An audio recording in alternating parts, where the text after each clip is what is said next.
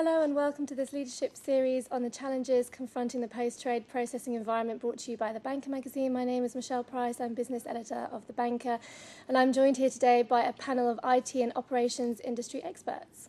Mark Hustler, Head of Business Development, London Stock Exchange Group. Aaron Agarwal, Managing Director for Swift in the region UK, Ireland and Nordics. Damien Atkinson, UK CIO for ING Commercial Bank. Philippe Chamadal, CEO of SmartStream.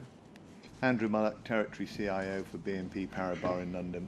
Well, the challenges found in the post-trade processing environment are nothing new, but in the wake of the crisis, broken trades and bottlenecks are attracting increasing regulatory scrutiny. So, Philippe, I'm going to turn to you. Can you tell us a little bit about what you think the crisis has taught us in terms of where the post-trade processing environment needs to go moving forward? Well, it seems, there's several chapters. The first one is the high level trade breaks and operational risk, lack of controls have been highlighted by the crisis. And the bigger the bank, the more complex the environment.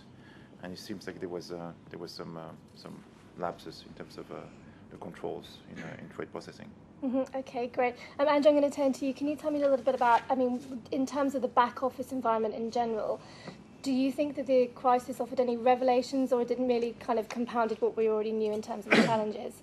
I think it compounded what we already knew. You had the increase in volumes, risk management suddenly became much more important. The operational risk side, or exposure to different people, organisations that historically you weren't terribly concerned about. Suddenly the great fear, nobody was secure, nobody was safe, and that the unknown, exactly where are we, who are we exposed to, for what, that was the big push. We've seen a lot of developments after that to greatly enhance the real-time knowledge of the state of play, where everything is. Mm-hmm. Damien, operational risk, the whole kind of crisis, to a large extent, especially with Lehman Brothers collapsing, everyone was obsessed with counterparty risk. But in terms of, Andrew's just alluded to the volumes, how much attention is operational risk getting now, like, for example, in your organisation? I think it's getting about the same as it. Operational risk is and should be, first and foremost in what you do. And I think looking at where we've come from over the last almost 2 years, I think we've coalesced. It's what we already knew, but it's much more severe now. You really have to be much more accurate, much quicker at getting your reports out, your information, and bringing operational risk together in many different ways of, your counterparty, your market risk, your credit risk, just your internal controls as well, because I think we are seeing examples there where internal controls are broken down, and I think we're more now on that side, looking at the inside, if you like, the organisation, and looking at the risk that's potentially systemic in one. Mm-hmm. And any areas around the cost issue as well, for example? The cost is always going to be an issue, I think, but I think we're learning now that with cost uppermost in most people's thoughts, at the moment, it's cost containment, you've got to reduce, etc. But there are some things that you've got to continue investing in. You've got to move forward. You can't just use it as an excuse to do nothing. And certainly from our point of view, we do see operational risk being at least equally funded as it was over the years, if not slightly more funded these days, because we're spending much more time looking inside an organisation rather than just the more traditional approach of managing the credit, the counterparty, the market risk as separate things. Is much more coming together now. Mm-hmm, sure. Aaron, do you have any perspective on this from a kind of more standards body types angle?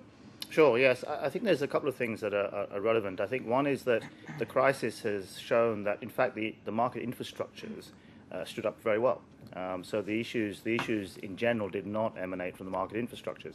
And I think the points that have already been made around where is the focus going, it is on things like liquidity risk. Speed, timeliness, reliability of information and data becomes absolutely paramount. So I think there's a lot of focus being pointed in that direction.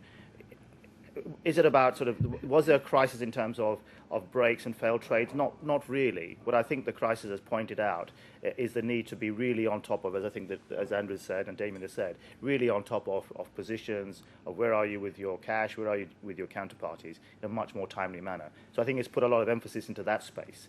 And that, of course, feeds through into operational risk, which will in turn feed into supporting capital adequacy requirements. So there is a greater focus in that area, but I think it's a trend that was happening anyway. Mark, are you having similar feedback from your clients? I think when we speak to our clients about on-book transactions, London Stock Exchange, for example, traded transactions, it is relatively automated. When we move into the OTC world and we start looking at some of the more exotic instrument types, there's no new news coming out of the crisis, but obviously there's a lot more manual processes, there is a lot more risk associated with those types of transactions.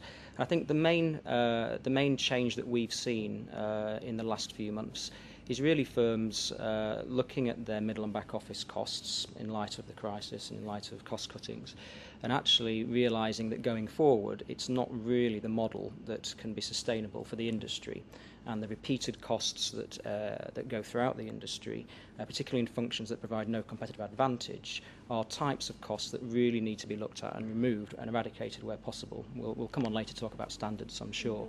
But to give you just one example, we're speaking to firms at the moment about just the simple process of trade confirmations, and confirming a trade, should I say, with a buy-side client should be a relatively straightforward exercise. But there's somewhere up towards 500,000 transactions being faxed over to European buy-side counterparties just from one firm that we're speaking to.